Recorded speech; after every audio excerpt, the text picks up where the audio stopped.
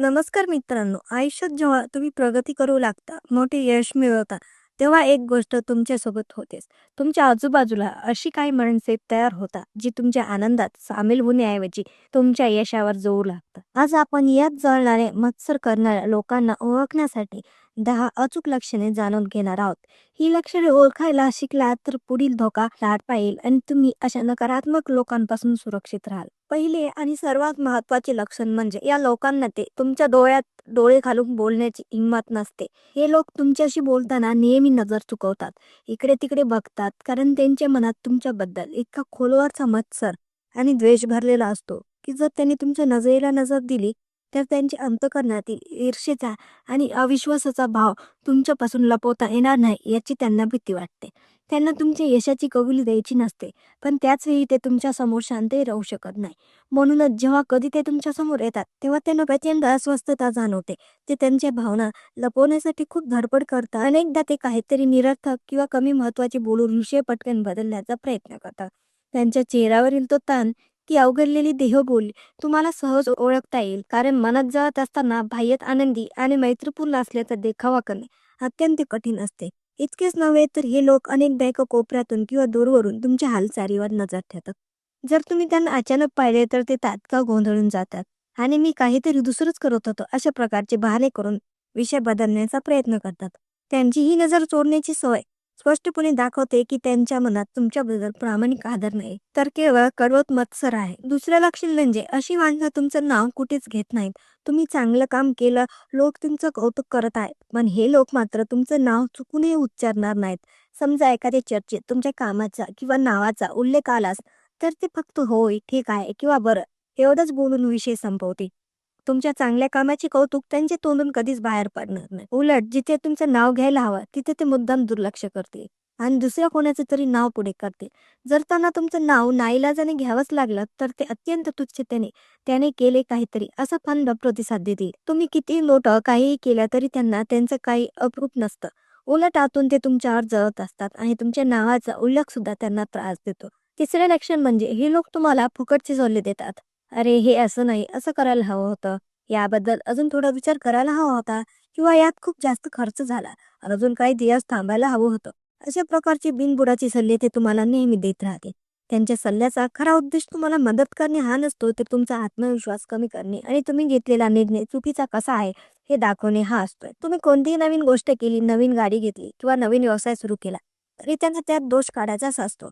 हे लोक स्वतःला तुमच्यापेक्षा नेहमीच हुशार समजतात आणि त्यांच्या प्रत्येक प्रयत्नावर प्रतिक्रिया देतात. त्यांच्या सल्ल्याचा जर तुम्ही विचार केला तर तुमच्या मनात संभ्रम निर्माण होईल आणि तुम्हाला नेमकं काय करावं हेच कळणार नाही. अशा लोकांचे सल्ले म्हणजे फक्त तुमच्या मनात शंका आणि संभ्रम निर्माण करण्याचा एक सोपा मार्ग असतो.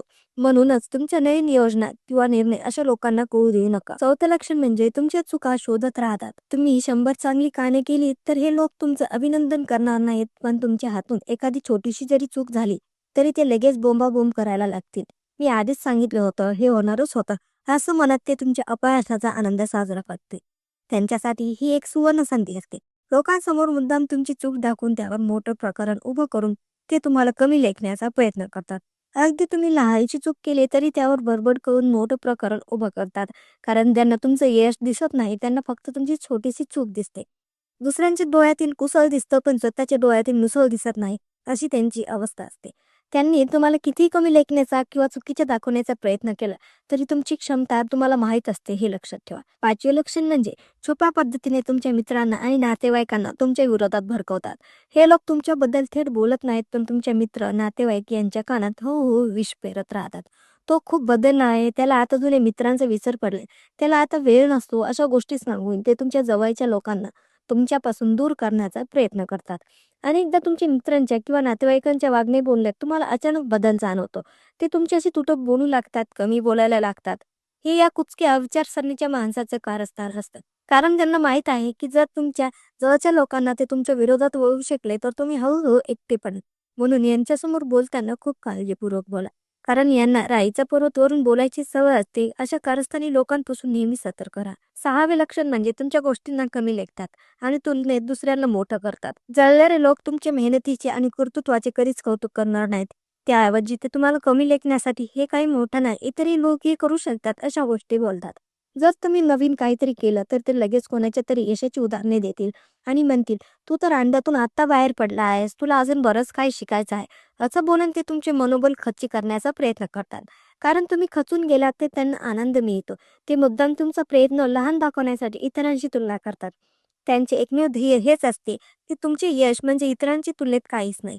हा संभ्रम तुमच्या मनात पक्का करणे, ज्यामुळे तुम्हाला स्वतःच्या यशाबद्दल शंका निर्माण होईल. 7वे लक्षण म्हणजे पाठीमागे निंदा करतात पण समोर गोड बोलतात. या लोकांचा स्वभाव समोर हसून बोलणे आणि पाठ फिरताच टीका करणे हा असतो.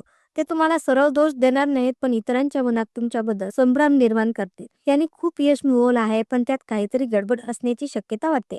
अशा बोलण्यातून ते हळूच लोकांच्या मनात संशय निर्माण करतात. तुमच्या समोर असताना ते तुमचे अभिनंदनही करतील, हसून बोलतील, पण तुमची पाठ फिरताच तुमचे दोष शोधायला सुरुवात करतील.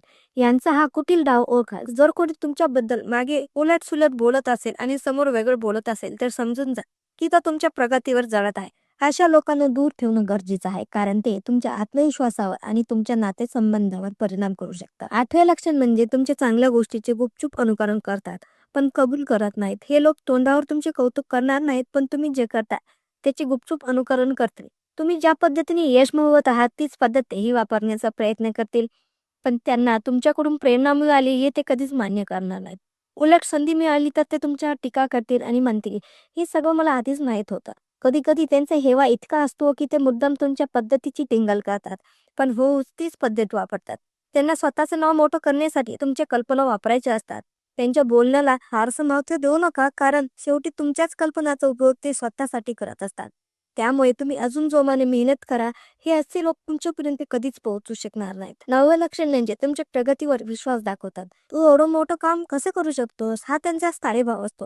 तुमचं यश त्यांना पचत नाही, म्हणून ते नेहमी तुमच्या प्रगतीवर शंका घेत राहतात. हे खरंच त्याने केले का असे विचारून ते तुमच्या मेहनतीवर प्रश्नाची चिन्ह उपस्थित करतात. ते नेहमी असं दाखवण्याचा प्रयत्न करतात की तुम्ही काहीतरी फसवाफसवी करून मोठे झालात किंवा तुम्हाला कोणाचा तरी सपोर्ट मिळाला आहे. त्यांचा विश्वास नसतो की तुम्ही हे सगळं मेहनतीने मिळवलं आहे. जर कोणी सातत्याने तुमच्या कर्तृत्वावर प्रश्नचिन्ह उपस्थित करत असेल तर तो तुमचा मित्र नाही, तो तुमच्या यशावर जळणार तुमचा पक्का वैरी आहे. त्यांच्या बोलण्याने तुमचा आत्मविश्वास कमी होऊ शकतो. त्यामुळे अशा लोकांना गांभीर्याने घेऊ नका आणि तुम्ही फक्त तुमच्या ध्येयावर लक्ष केंद्रित करा. आणि 10वे लक्षण म्हणजे तुम्ही अपयशी व्हावं याची ते आतुरतेने वाट पाहतात. हे लोक सतत तुमच्या अपयशाची वाट पाहत असतात. ते उगाच तुमचं कौतुक करणार नाहीत, पण जर कधी तुम्ही थोडं डगमगता असं वाटलं तर ते लगेच बोलायला सुरुवात करतात. बघ, मी आधीच सांगितलं होतं की हे तुला जमणार नाही, असं म्हणत ते तुमच्या अपयशाचा आनंद साजरा करतात. त्यांना तुमची प्रगती सहन होत नाही, पण तुमचं अपयश हे त्यांच्यासाठी सर्वात आनंदाचा क्षण असतो. तुम्हाला यशस्वी होताना बघून त्यांच्या पोटामध्ये कळ उठतात. जगात जाणणारे लोक खूप असतात आणि जेव्हा तुम्ही मोठं काहीतरी करण्याचा प्रयत्न करता तेव्हा असे लोक तुमच्या मार्गात अडथळे निर्माण करण्याचा प्रयत्न करतात. पण लक्षात ठेवा, जळणं त्याची समस्या आहे, तुमची नाही. अशा लोकांकडून काही शिकायचं असे एवढं शिका की ते जिथे थांबले तिथे तुम्ही अजिबात थांबायचं नाही. त्यांच्या बोलण्याकडे दुर्लक्ष करा. त्यांच्या टोमण्यांना भीक न मागता स्वतःच्या ध्येयावर लक्ष केंद्रित करा. जळणारे लोक कोणत्याही परिस्थितीत तुम्हाला थांबवू शकत नाही, जोपर्यंत तुम्ही स्वतः थांबत नाहीत. तुम्ही जर मनाने मजबूत राहिलात तर हेच लोक एक दिवस तुमचं कौतुक करतील. तुम्ही तुमचं लक्ष ध्येयावर विचलित होऊ देऊ नका. अशा लोकांना जर उत्तर द्यायचं असेल तर ते फक्त तुमच्या घवघवीत यशाने द्या. यशस्वी लोक इतरांवर कधीच जळत नाही, ते नेहमी दुसऱ्यांना प्रेरणा देतात. त्यामुळे तुम्ही यशस्वी बना आणि स्वतःच्या कर्तृत्वाने अशा लोकांना उत्तर द्या. कारण शेवटी लोक काय म्हणतात याला महत्व नाही, महत्व आहे ते फक्त तुम्ही काय साध्य करता. स्वतःची काळजी घ्या आणि आनंदी राहा. तर मित्रांनो, हा व्हिडिओ तुम्हाला आवडला असेल, या व्हिडिओला लाईक, शेअर आणि सबस्क्राईब करायला विसरू नका. धन्यवाद.